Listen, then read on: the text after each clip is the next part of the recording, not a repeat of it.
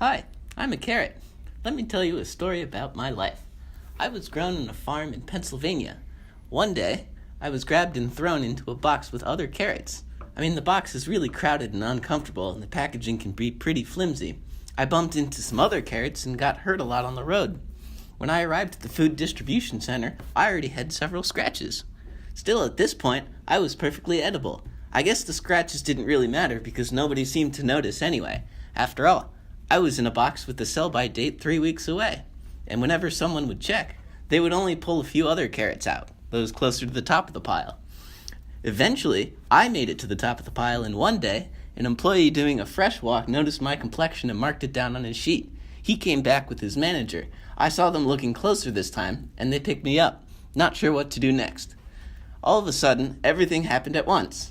I've seen them throw out other carrots, but they decided to donate me instead.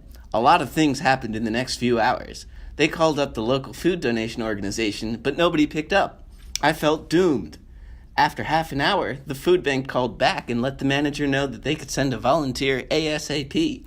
They swiped me through a checkout lane to keep their inventory system updated, and they sent me into the loading zone in the back of the store. I was loaded onto a vehicle and taken to a food bank, and that's where I am today. After a lot of downtime sitting on the shelf, it seems like an awful lot of chaos. It's all because by the time the people doing fresh walks notice that I'm unsaleable, I've only got a few days left at most. After that, nobody will want me, and I'll end up in a landfill anyway. If only there were a quick and effective way for people to know that I'm going bad in advance, there would be more time to get me into the hands of those who need it.